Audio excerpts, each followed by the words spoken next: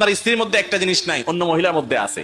আরেক বাড়িতে ভালো খায়া আসছেন, রান্নাটা সেই রকম হয়েছে, আইসে এবার বউরে খোঁচানো শুরু করলেন, কি রান্ধো তুমি, যে রান্দা দিছে ওই মহিলা, যে স্বাদ, শিখতে পারো না কিছু। ছোট লোক স্বামী। এই সাবকন্টিনেন্টে পাক ভারত মহাদেশে পুরুষরা মহিলাদের থেকে যত সুবিধা পায়, শুকর আদায় করা দরকার। মিডিল ইস্টে যায় দেখেন, নাকে চরকি লাগায় ঘুরে মহিলারা পুরুষদের। বাসা রান্না বাড়ি হয় না বললেই চলে, সারাদিন শুধু বলে হোটেল থেকে আনো, হোটেল থেকে আনো। উনি সারাদিন সাজুগুজু করে, সব ঘরে ঘরে অবস্থা, হোটেল থেকে খানা দিয়া বেশিরভাগ সংসার চলে। আর দেশে মহিলারা এত কষ্ট করে, তারপরও অনেক স্বামী অকৃতজ্ঞ। ঝগড়া করে হলেও স্ত্রীকে চারটি কথা বলবেন না, তাহলে স্ত্রীর মন থেকে আপনার ভালোবাসা আল্লাহ উঠিয়ে দিতে পারে।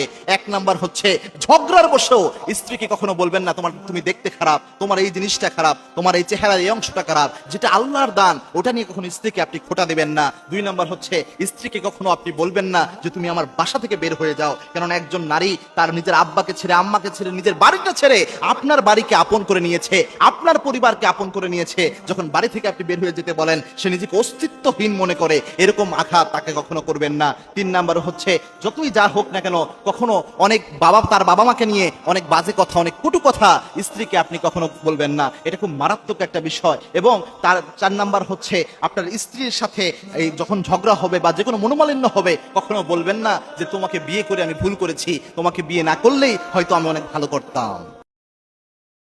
যাকে আল্লাহ পাক কবুল করবেন তাকে পরীক্ষা দিতে হবেই।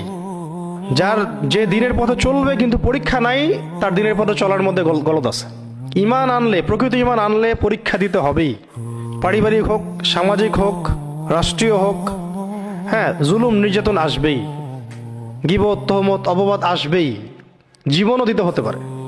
এটা একটা চিরায়ত সুন্নাত, টেস্ট করার যে আসলেই আমরা ঈমানের উপর আছি নাকি মুনাফিকের উপর আছি।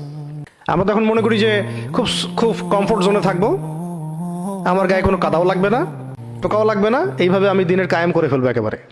এটা কখনো সম্ভব না, কশ্চিন কালেও সম্ভব না। দিনের পথে চলতে গেলে বাধা বিপত্তি আসবেই। যে মেয়েদের কাছে টাকা পয়সা কিছু থাকুক, এটা আল্লাহ নিজেই পছন্দ করেন। আল্লাহ তাআলা বলেছেন, কোরআন শরীফে কথা আছে, তুমি যদি তোমার স্ত্রীকে পর্বত সমতুল্য সম্পদ দাও, তার থেকে কণা মাত্র ফেরত নিও না। হুজুর সাল্লাল্লাহু আলাইহি ওয়াসাল্লামের 8টি সুন্নাত। 1. সব সময় হাসি মুখে থাকা সুন্নাত। 2. মাথা নিচু করে চলা সুন্নাত। 3. ঘুমানোর সময় চোখে সুরমা লাগানো সুন্নাত। 4. মেহমানকে দরজা পর্যন্ত এগিয়ে দেওয়া সুন্নাত। 5. একে অপরকে সালাম দেওয়া সুন্নাত। 6. খুশির সময় কারো সাথে কোলাকুলি করা সুন্নাত। 7. কোনো বাহনে চড়ার সময় আল্লাহু আকবার বলা সুন্নাত। 8. বাহন থেকে নামার সময় সুবহানাল্লাহ বলা সুন্নাত। আর রাসূলুল্লাহ সাল্লাল্লাহু আলাইহি ওয়াসাল্লাম ইরশাদ করেছেন, যে ব্যক্তি আমার একটি সুন্নাতকে জিন্দা পুনরুজ্জীবিত করবে, সে 100 জন শহীদের সমান সওয়াব পাবে।